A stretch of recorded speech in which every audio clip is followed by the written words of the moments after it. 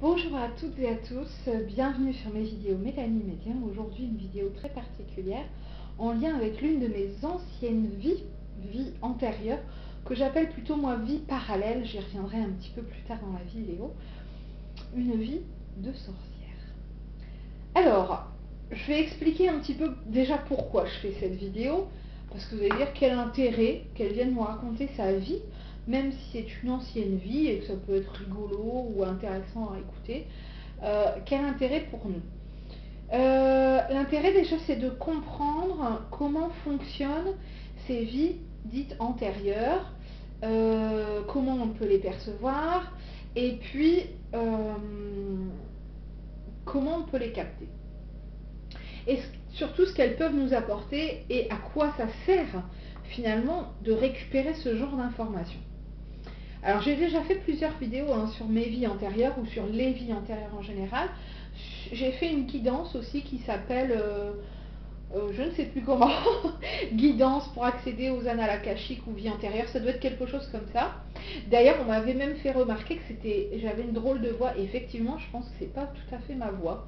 J'ai dû être un petit peu, enfin, victime entre guillemets, c'est pas vraiment ça, mais subir une incorporation, c'est-à-dire peut-être un guide ou j'en sais rien, qui est venu utiliser mes cordes vocales, mais pas tout à fait les miennes, parce que même moi, quand j'écoute cette vidéo, je ne me reconnais pas. C'est rigolo, hein, mais... Enfin bref. Donc là, ce week-end, j'ai eu une info, et on m'a fait un soin karmique. Parce que l'intérêt aussi de connaître ces vies antérieures ou parallèles, je vais m'expliquer sur ce terme, c'est aussi et surtout, c'est de les guérir. C'est de s'en libérer. C'est de pouvoir pardonner, c'est de pouvoir avancer. Parce que sinon, on ne nous file pas les infos, il n'y a aucun intérêt.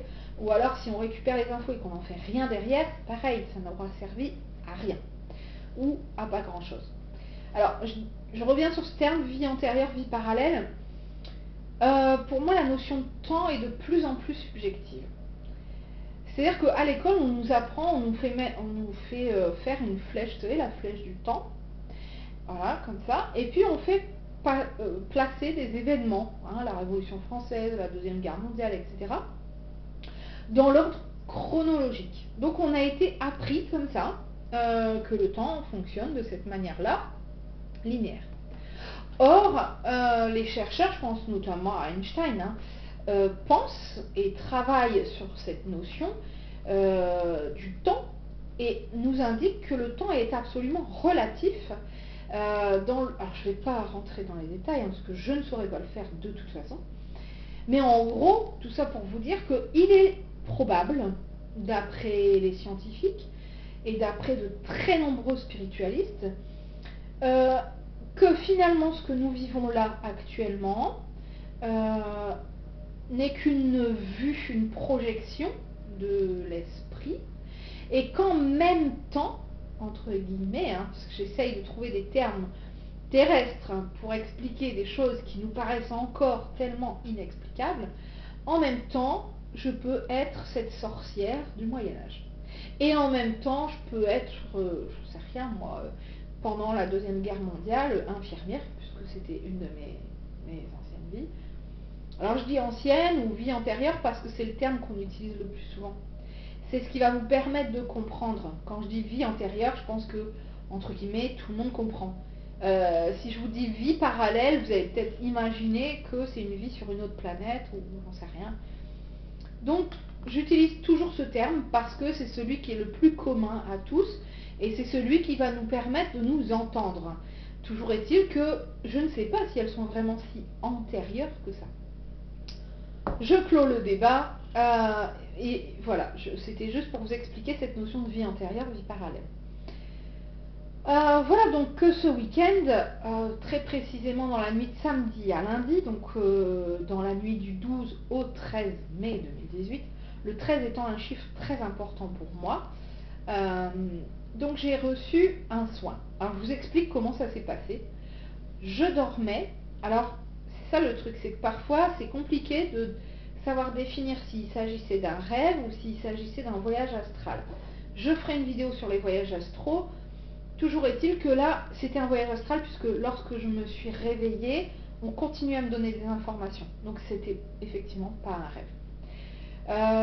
Et donc dans ce sommeil ou demi-sommeil, j'étais allongée dans mon lit et je téléphonais à quelqu'un.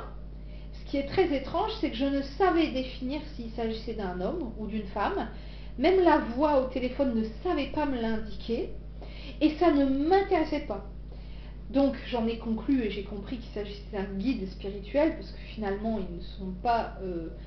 ils sont un peu asexués, si on veut dire, hein. C'est ni homme ni femme. Des fois je dis c'est un guide homme, c'est une guide femme, mais parce qu'on ressent une certaine vibration, mais en réalité ils n'ont ni de prénom ni de sexe. Bon bref.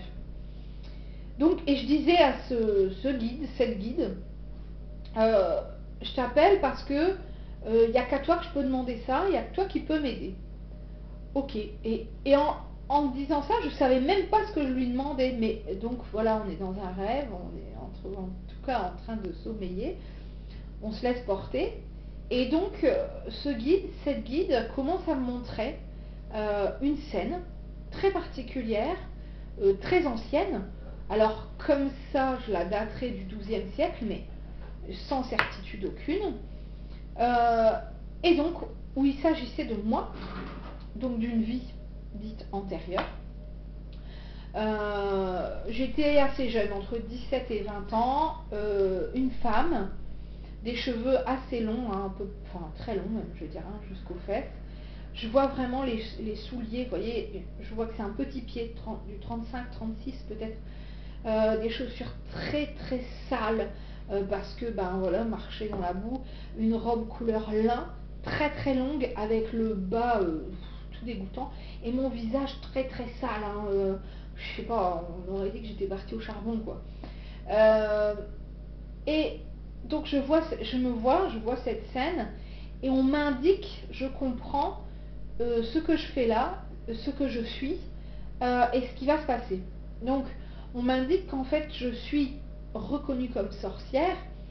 Alors attention, le terme sorcière à l'heure d'aujourd'hui, ben, je suis une sorcière puisqu'il s'agit de toute personne qui a attrait, qui a un lien avec la divination, les soins, l'ésotérique, la médiumnité, etc. Donc effectivement, à l'heure d'aujourd'hui, je suis une sorcière, bien aimée, je l'espère.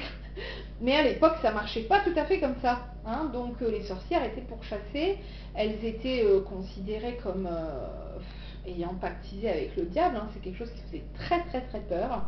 Et c'est vraiment de cette manière-là, forcément, que j'ai été jugée. Je me souviens qu'on a regardé au niveau de ma poitrine, alors il me semble que c'est au niveau du sein gauche, et j'avais une petite tache, marque, je ne sais pas exactement, et c'est ainsi qu'on a dit, c'est ça, c'est bien la marque du démon, du diable, j'en sais rien, enfin de la sorcellerie. Je sais que c'était comme ça avant, hein. Parfois on pouvait avoir juste une tache de naissance, et on faisait pas de sorcellerie du tout, hein, et on était considéré comme sorcier ou comme sorcière, et donc on était condamné. Bon, là j'en étais une, donc du coup, tache ou pas, ça changeait pas grand chose. J'en étais une, et donc on m'a montré qu'effectivement, je faisais de la divination, surtout, beaucoup de voyance. Alors c'est rigolo parce que en ayant toutes ces infos, je recoupe avec ce que je vis en ce moment. Et il faut savoir que j'ai arrêté la voyance il y a quelques temps, et j'ai fait une vidéo sur ça, hein, pourquoi je ne fais plus de voyance. Et du coup, ça m'a fait tilt, je me suis dit, tiens, c'est rigolo, ça intervient au moment où j'ai fait la vidéo, à quelques jours, quelques semaines près. Et donc, je faisais beaucoup de divination, notamment pour des gens assez fortunés, des nobles qui venaient me voir, alors en cachette, il ne fallait pas que ça se sache forcément. Et ce sont des gens d'ailleurs que j'ai retrouvés à la fin, puisque finalement, je vais couper le suspense ici, mais je suis passée sur le bûcher, et ils étaient là, hein. Donc c'est quand même effarant de se dire, mais mince, ces gens-là sont venus me voir, ils sont venus me demander conseil, de l'aide, et ils étaient là pour ma condamnation, quoi. Enfin bon, après, quand on se souvient du contexte de l'époque, effectivement, on comprend, hein, mais... Donc voilà, c'est les premiers éléments que j'ai reçus. Et donc la scène continue, et je vois que je suis enfermée dans une cellule, un cachot, j'en sais rien, dans l'attente de ma condamnation. Et là, des éléments très troublants, très très détaillés d'ailleurs, hein, et c'est ce qui fait aussi comprendre qu'il ne s'agit pas forcément d'un rêve, et d'ailleurs ce sont des éléments que j'ai récupérés hors sommeil. Donc voilà, c'est ce qui a fait la continuité, parce que je me rendormais, je me réveillais, j'étais vraiment réveillée, hein, les yeux ouverts, assise sur le lit, je suis même allée aux toilettes, etc. Donc c'est des choses, je sais que j'étais en plein éveil quand je les ai récupérées. Et donc par exemple, il y avait deux gardes qui s'occupaient de moi, quoi, en attendant que je sois exécutée. Et l'un des deux, en fait, aurait voulu abuser de moi, et l'autre lui dit non, non, non, surtout pas, parce que sinon, voilà, bah, tu vas récupérer le diable, quoi, le mal. Donc j'ai déjà échappé à ça, bon, c'est bien. Et puis, autre chose qui m'a énormément marqué, ce sont mes cheveux, parce qu'en fait, avant d'aller sur le bûcher, on me les a coupés. En fait, ils m'ont pris mes cheveux comme ça, et quick, ils ont tout coupé, donc après j'étais un peu hirsute, les cheveux assez courts, quoi. Et ça, c'est un détail qui m'a énormément marqué, parce que bah, j'ai pas compris, je me suis dit, mais pourquoi on m'a coupé les cheveux? Alors, si j'avais été, comment dire, guillotinée, je me serais peut-être dit, bah voilà, c'est parce que ça gêne ou quoi que ce soit. Je pense qu'on coupait les cheveux avant de guillotine, j'en sais rien. Et en fait, du coup, je suis allée chercher. Je me suis dit, mais quel lien? Et alors là, je suis tombée dessus direct. En fait, les cheveux étaient considérés au Moyen-Âge, enfin, chez les sorcières notamment, comme le lien. Enfin, les cheveux sont considérés au Moyen-Âge comme le lien entre le visible et l'invisible. Et donc pour les sorcières, ou les sorciers, il fallait absolument les couper pour pas qu'ils se transforment. C'était une croyance, hein. S'il restait un cheveu qui traînait ou quoi que ce soit, ils disaient que ça pouvait se transformer, notamment en serpent. Enfin bref, ça pouvait bah, créer des ondes maléfiques là où les cheveux seraient restés. Donc c'était nécessaire de couper les cheveux visiblement, et c'est quelque chose que je ne savais pas, que j'ai appris en allant faire donc ces recherches. Et ce qui m'a aussi marqué, c'est que, alors pour ceux qui me suivent depuis quelques temps, j'ai jamais eu les cheveux très longs. La seule fois dans ma vie où j'ai eu les cheveux très longs, et effectivement, pareil, jusqu'aux fesses, j'étais assez jeune, je sais pas quel âge j'avais, peut-être 7, 8, 6, 7 ans peut-être. Et ma soeur et moi avions les cheveux très longs. Et en fait, bah, maman était obligée tous les jours de nous coiffer, les brosser, faire des tresses pour éviter les poux, notamment à l'école. Et un jour, elle en a eu marre. Elle a dit, on coupe tout. Et donc, je vois cette photo parce qu'elle est chez mes grands-parents et je la vois régulièrement. Et je fais une tête, mais sur cette photo, je suis malheureuse. J'ai eu beaucoup de mal le jour où ma mère nous a emmenés chez le coiffeur, parce qu'en plus on est ressorti, on était coiffés au bol, vous voyez, Jeanne d'Arc, bah c'était ça. Peut-être que c'était à la mode à l'époque, j'en sais rien, mais du coup c'est frappant, vous voyez comme. Et alors, mais j'ai pleuré et j'ai eu beaucoup de mal à lui pardonner. Ça a dû durer quand même plusieurs jours dans mon souvenir, hein, peut-être même plus longtemps. Et c'est quelque chose que j'ai vraiment pas accepté. Et depuis, je n'ai plus jamais eu les cheveux longs. La seule fois où j'ai eu les cheveux longs, vraiment, enfin, pour moi c'était long, c'était jusqu'aux épaules, c'était pour mon mariage, parce que je voulais un joli chignon frisé. Et bim, tout de suite après, ils ont été recoupés. Et vous voyez, donc c'est des détails comme ça qui vont nous permettre de faire un lien. Je vous explique hein, pourquoi, en quoi c'est intéressant d'avoir des infos sur ces vies antérieures, qui vont nous permettre de faire un lien avec notre vie actuelle. Donc effectivement, il est très fortement probable que cette question de cheveux courts, elle soit en lien avec cette ancienne vie où on m'a coupé les cheveux. Et je pense que peut-être, entre guillemets, pour me protéger, pour ne pas qu'on me les coupe, je me les coupe moi-même. Et d'ailleurs, j'ai une sainte horreur du coiffeur, c'est un truc de fou. Hein. C'était à ne pas y aller. À un moment donné, c'est mon mari qui me coupait les cheveux. Faut quand même, j'en avais...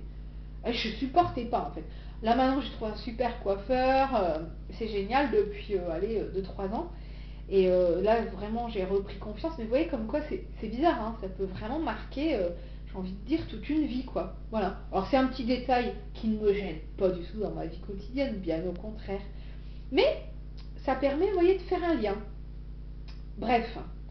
Donc j'avais eu cette image-là, des cheveux coupés. Et puis, donc ensuite, on m'emmène sur le bûcher, puisque j'ai été donc brûlée. Et là, des détails vraiment terrifiants. Et je vais vous dire qu'après, pour se rendormir, c'est plutôt compliqué. Cependant, étrangement, alors il faut quand même repréciser pour ceux qui regarderont la vidéo ultérieurement, je suis enceinte, je suis sur la fin de ma grossesse, les nuits sont très dures, je me lève souvent, je dors très mal. Et allez, si je dors 6 heures dans la nuit, c'est une belle nuit quoi. Et là, cette nuit-là, j'ai dormi 11 heures. Et plutôt bien. Donc je pense qu'effectivement, ce soin qu'on m'a fait, je vais y revenir après, m'a beaucoup fatiguée. D'ailleurs, le lendemain, je me suis retrouvée aux urgences parce que j'avais une baisse de tension. Voilà, je pense que c'est pas anodin. J'avais très très mal à la tête toute la journée. Donc, tout ça, c'est sûrement pas un hasard.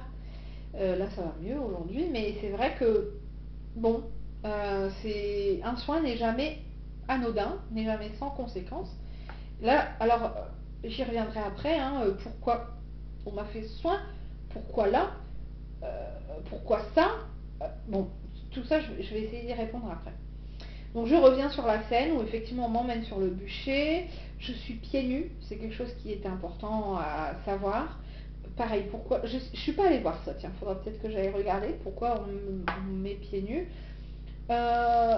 Donc je suis attachée sur les mains ligotées sur le poteau en fait.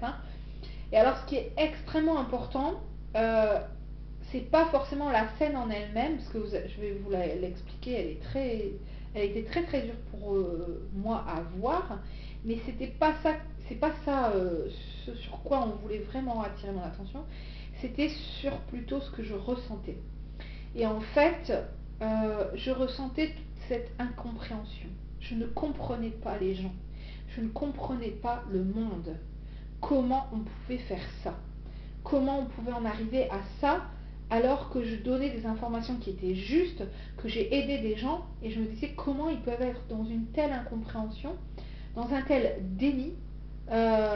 J'avais l'impression d'être en complet décalage avec la population actuelle, avec mon temps actuel.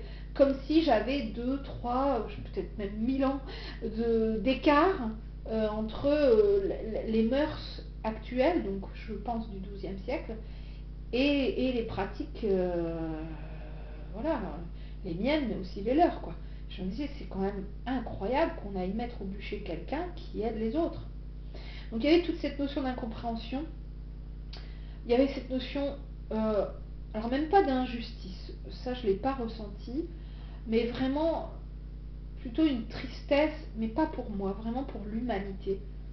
Me dire ils se rendent pas compte, ne savent pas. Cette notion de pardon aussi, parce qu'ils ne savent pas. J'ai pas trop ressenti la peur, je n'ai jamais crié, je n'ai pas parlé pendant tous ces jours où j'ai été en détention avant de partir au bûcher. Je n'ai pas ouvert la bouche, je n'ai rien dit. Je n'ai pas crié lorsque les flammes m'ont envahi. Par contre, j'ai pleuré, mais je ressentais que c'était plus des pleurs de rage, de déception. Et c'est ce sur quoi on m'a amené. C'était pas forcément sur la douleur physique, bien que je vais y revenir après. Et c'était vraiment sur tout ce que je pouvais ressentir. Et c'est ce sur quoi on a voulu me faire travailler. Et donc cette guide qui m'a montré tout ça, que j'avais au téléphone céleste, me disait, regarde, la force que tu as eue, tu n'as rien dit, tu n'as pas crié, tu n'as pas hurlé, tu ne t'es pas débattu, tu as accepté la situation, tu as eu de la compassion pour ces gens. C'est ça ce que tu dois retenir. Et on m'a demandé justement, on m'a fait travailler sur toutes ces autres parties, toutes ces autres émotions, tous ces autres sentiments, pour essayer de m'en défaire dans cette vie-ci. Cette notion de carapace, de vouloir me protéger. Il y a plein de choses qui sont revenues comme ça, je ne peux pas tout vous lister parce que c'était vraiment dans l'instant. Donc là, je vous dis ce qui me revient en mémoire. Et vraiment, c'était dans ce sens-là qu'on me faisait faire un soin, qu'on me faisait un soin, que j'expliquerai donc après. Et donc je me vois, le feu prend par les pieds. Alors mon mari m'a fait remarquer à juste titre, j'ai de l'eczéma au pied droit, et c'est vrai que ça brûle. Et du coup il me dit, tu crois pas que le feu aurait pris à cet endroit-là et que c'est ta façon de te rappeler de cette mémoire karmique? Probable, c'est probable. Euh, mais ce dont je me rappelle, alors c'est très particulier, hein. Bon, si vous êtes un peu sensible, passez les 2-3 minutes qui vont venir, mais euh, je sens les flammes m'envahir, et en fait, je me souviens de plusieurs choses. La première, c'est l'odeur, alors très particulière, de la chair qui brûle. Et contrairement à ce qu'on pourrait croire que ça a une odeur de grillé, je sais pas, de fumée, et ça n'est pas ça. Moi, je sentais l'odeur de pourri, en fait, vous voyez, comme une odeur de viande faisandée, en fait. C'est ça qui me restait dans le nez, que je sentais.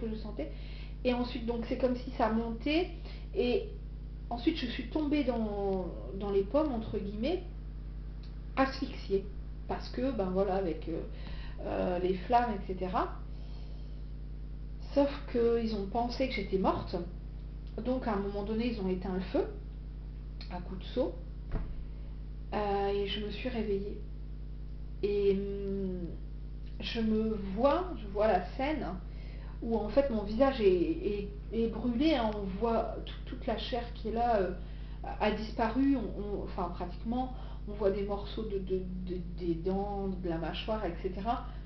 Ici c'est complètement creusé, il n'y a pratiquement plus de chair. Enfin, c'est pour ça que je disais de passer, hein, si vous êtes un peu sensible. Et là c'est très impressionnant parce que je me dis, merde, je suis pas morte. Et alors, on vient me chercher. C'est-à-dire qu'une guide arrive et elle me fait décéder, donc je ne sais pas comment, probablement d'un arrêt cardiaque, j'en sais rien, et elle m'emmène. Et alors je me suis dit, mais pourquoi il me montre tout ça quand même? Parce que bon, l'odeur, voir ce visage, je sais tout, c'est ancré en moi maintenant, je l'aurai toute ma vie. Je vois la scène, et je vais y revenir, hein, pourquoi. Bref, donc je rêve de tout ça. Ma fille s'en va pour la journée, elle revient le soir, elle me dit, oh, ouais maman, t'as beaucoup moins de boutons. C'est vrai que j'ai toujours eu, toujours, vous le voyez peut-être pas sur les vidéos, mais un genre d'acné, on va dire, enfin voilà. Et toujours à cet endroit-là, tout le temps à cet endroit-là. Et effectivement, j'en ai beaucoup moins. Alors, moi, je ne vais pas penser à cette option-là. Je m'étais dit, déjà, j'ai un problème de thyroïde, donc je me dis, bon, c'est peut-être hormonal. Enfin, voilà, on cherche les causes physiologiques. Et visiblement, effectivement, ce serait probablement une autre cause. Et le fait d'en avoir conscience, qu'on me l'ait indiqué, ça a probablement bien apaisé les choses. Et peut-être que, je sais pas, dans une semaine ou dans un mois, j'aurai plus rien. Peut-être plus jamais rien. Bon, l'eczéma au pied, c'est pas encore ça, hein. Peut-être qu'il y a d'autres choses encore à travailler. Euh, et puis peut-être que j'ai pas été brûlée qu'une fois, j'en sais rien.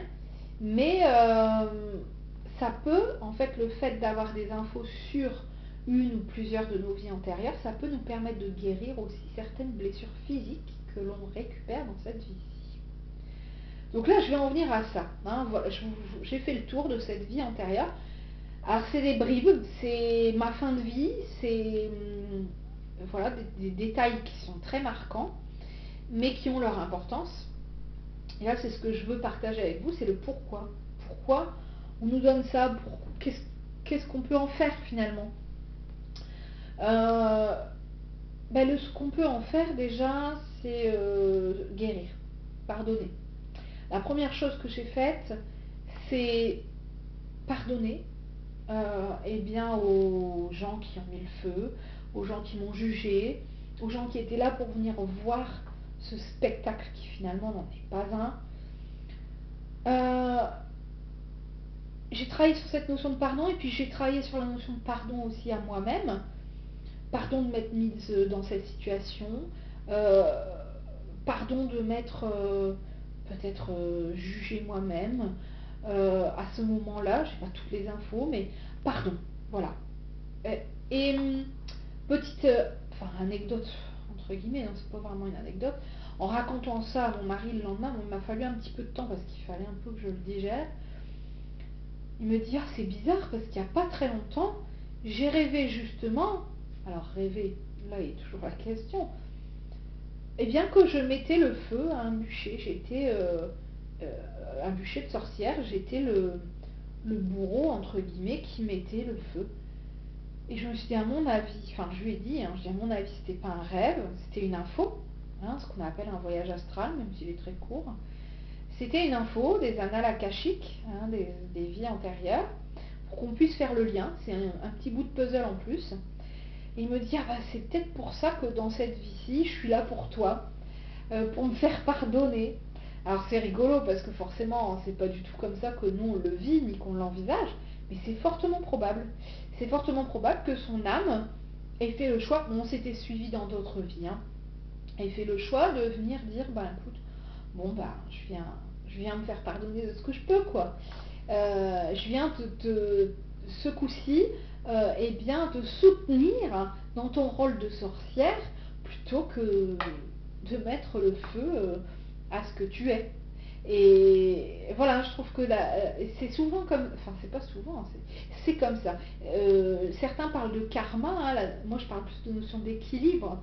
On a fait une action, on a eu un lien particulier avec quelqu'un, dans la vie d'après, il y a d'après ou une vie, une autre vie, on va venir faire le lien inverse pour venir contrebalancer et puis pour avoir à vivre les deux côtés des choses. Alors bon, je vais pas brûler mon mari sur un bûcher, mais voilà, lui en tout cas est venu voir comment il peut m'aider plutôt que de voilà de me faire disparaître, quoi.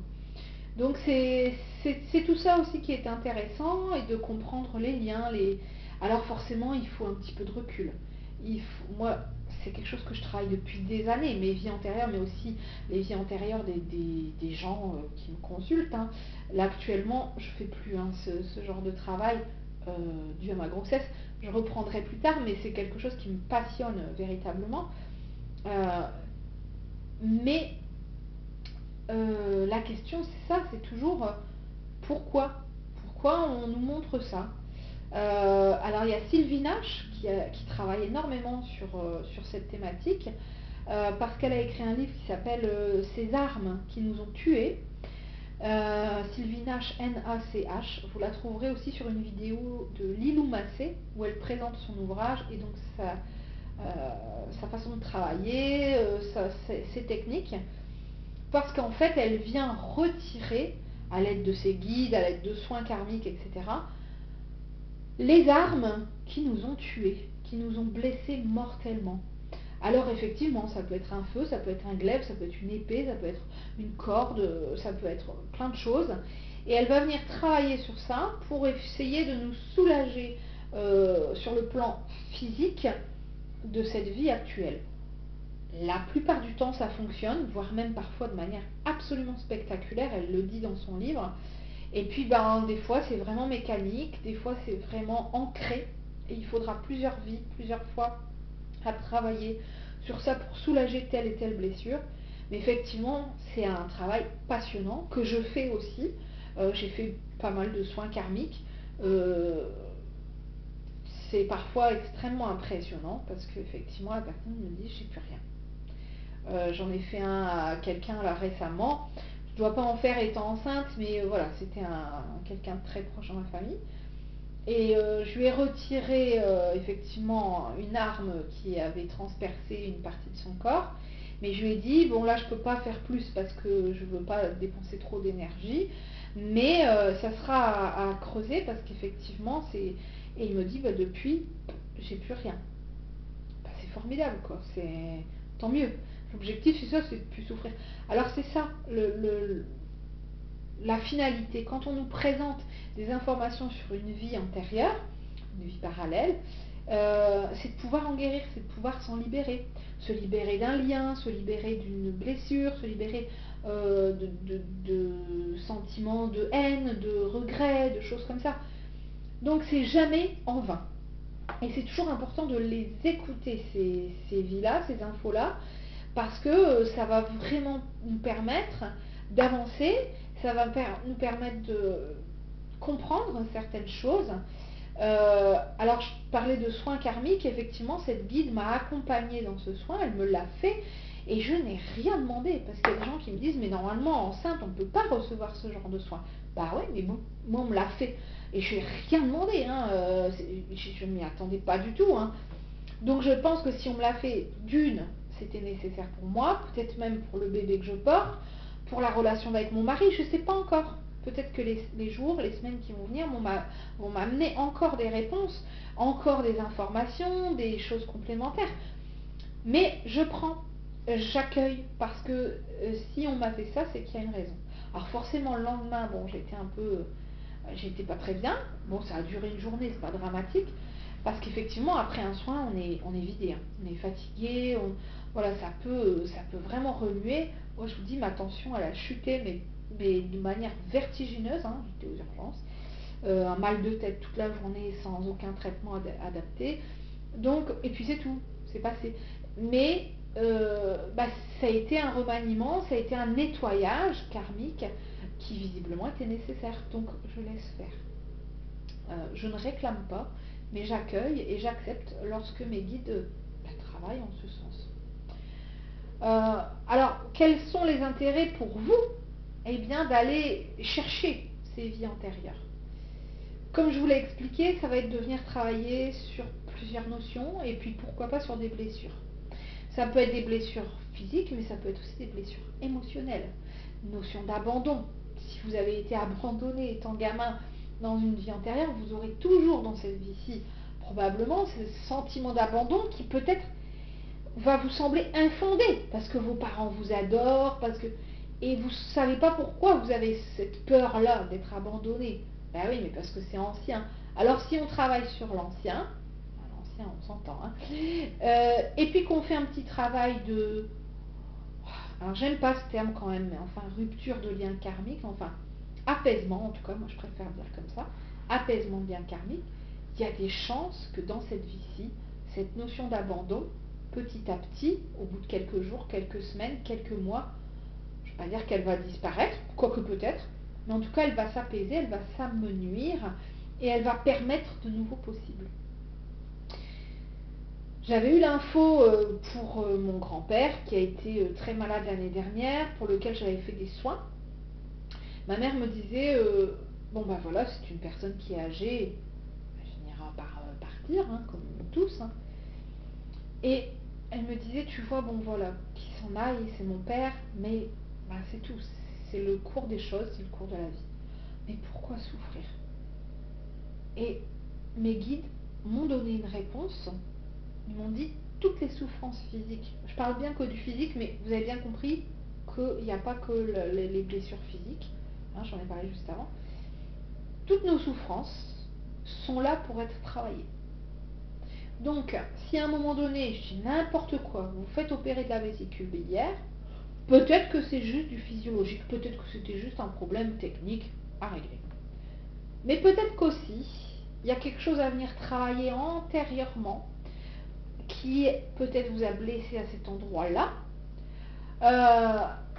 Et si vous ne le faites pas, si vous ne, comment dire, si vous ne tenez pas compte de cette blessure, cette douleur physique actuelle, pour venir la travailler, elle risque de revenir. Alors peut-être pas dans cette vie-ci, mais dans les futures. Et aussi dans votre lignée, c'est-à-dire vos enfants, vos petits-enfants, etc.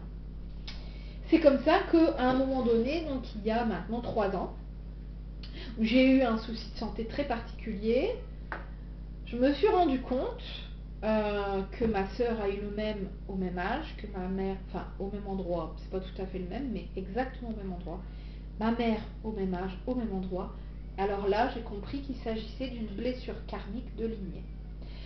Donc j'ai travaillé avec mes guides pour soigner donc une des vies antérieures de ma maman qui se répercutait sur ma soeur et sur moi. Voilà les intérêts. Alors vous allez me dire, ouais, bon, bah, c'est bien beau cette vidéo, mais nous on fait comment? On ne sait pas faire ça. Alors, ben justement, là est l'intérêt de la vidéo. Premièrement, vous pouvez déjà, alors soit avec ma vidéo de guidance, soit il y en a d'autres sur internet, des auto-hypnoses, des choses comme ça. Travailler sur une ou plusieurs de vos vies antérieures. Toujours dans l'accueil, on ne demande pas, on laisse venir. Attention, quand on fait ce genre de soins, il faut se sentir prêt. Ça peut vraiment, vraiment déménager. On peut être hyper mal après. Donc attention, c'est jamais à prendre à la légère. Donc vous pouvez le faire par vidéo, mais il faut se sentir à l'aise, il faut se sentir prêt, parce qu'on peut voir des choses, comme je viens de vous les décrire, si vous n'avez pas zappé la scène un peu particulière, on peut voir des choses qui peuvent nous terrifier, qui peuvent vraiment nous marquer. D'une part. Et puis, d'une autre part, moi je recommande quand même d'aller travailler ça avec un thérapeute. Moi-même, je l'ai fait. Il y a encore quelques mois, je faisais des soins Reiki. Enfin, je me faisais faire des soins Reiki. Là, j'ai mis en pause pour ma grossesse. Parce qu'on ne débloque pas tout seul. Même si c'est notre boulot, même si c'est ce que je fais depuis des années. Avoir quelqu'un à ses côtés pour nous accompagner, pour en parler, Je me souviens d'une de mes vies où je me suis tiré une balle dans la bouche. Excusez-moi, j'étais en larmes. J'ai récupéré ça chez ma thérapeute. Et heureusement que j'étais pas toute seule parce que franchement, c'était lourd. J'ai énormément pleuré. J'ai travaillé sur cette notion de pardon. Elle m'a fait travailler aussi sur ça, sur ces petits bouts d'âme qu'il fallait venir recoller, soigner, apaiser, etc. Aimer, être dans la compassion, la bienveillance. Et tout ça, effectivement, si on n'est pas accompagné, si on n'a pas un thérapeute qui est formé aux vies antérieures, ça peut être très compliqué à gérer. Donc je vous explique, parce que moi j'ai vécu, je vous partage, je vous explique les intérêts, je vous explique comment se vit un soin karmique. Après, à vous de voir si vous en ressentez le besoin, vers qui vous tournez. Je ne recommanderai personne, je ne le fais plus, mais vous trouverez forcément un thérapeute qui vous conviendra au moment opportun. Une dernière question aussi qui m'avait été posée par des internautes sur Facebook en préparation de cette vidéo. On me disait, mais comment vous pouvez savoir qu'on vous a fait un soin karmique? Bon, moi là c'est simple, on me l'a dit. Donc c'était clair. Mais parfois effectivement, on va recevoir un soin, je pense à la nuit notamment, et on ne le sait pas. Donc le lendemain on peut être vraiment pas bien, physiquement notamment, ou très fatigué, ou avec des nausées, des maux de tête, choses comme ça. Il est possible que dans la nuit on ait reçu un soin qu'on n'ait pas su le détecter, et on ne saura pas forcément poser de mots dessus. J'ai envie de dire, c'est pas grave, on s'en fiche. Le tout c'est que ça a été fait. Donc votre âme, elle sait ce qui a été fait pour elle, puisque ce sont des soins karmiques. Après, c'est notre ego qui a envie de savoir, c'est notre mental qui dit moi je veux. Mais l'âme, elle a reçu. Donc n'ayez crainte, quand vous avez à recevoir des soins, soit vous le sentez, soit vous ne le sentez pas, soit le matin vous avez un souvenir ou vous n'en avez pas, mais ça n'a pas d'importance. Ça n'a d'importance que pour notre mental, qui voudrait tout gérer, tout maîtriser, tout savoir. C'est totalement humain, sauf que initialement notre âme n'est pas humaine. Elle est absolument infinie et énergétiquement bien plus haute que les vibrations basses de l'incarnation terrestre. Donc laissez faire. Vos guides savent très bien ce qu'ils ont à faire. Vous n'en aurez peut-être pas forcément conscience ou une pleine conscience, mais ça n'est pas un problème en soi. J'espère que cette vidéo vous aura éclairé et j'espère que je ne vous aurai pas fait trop peur. Je pense que vous devez être nombreux, vous allez être nombreux, j'en suis convaincue, à témoigner de certaines vies antérieures, certaines bribes, de certains rêves qui vous ont semblé absolument réels, réalistes, de certains déjà vus aussi. je suis sûre, je suis allée à cet endroit, j'en suis sûre, je suis déjà venue ici. Voilà, certaines réminiscences. Je suis sûre et certaine que vous allez partager plein de choses. Et je vous y invite, c'est toujours enrichissant. Et puis parfois, ça permet d'échanger autour et puis d'avoir des nouvelles infos, des nouveaux points de vue, des nouvelles façons de voir les choses. Et c'est toujours donc très enrichissant. Je vous remercie de votre fidélité, je vous remercie de votre bienveillance, de vos messages de soutien qui sont voilà, des petites perles ajoutées sur mon fil au quotidien. Je vous embrasse très fort, prenez bien soin de vous et de votre âme.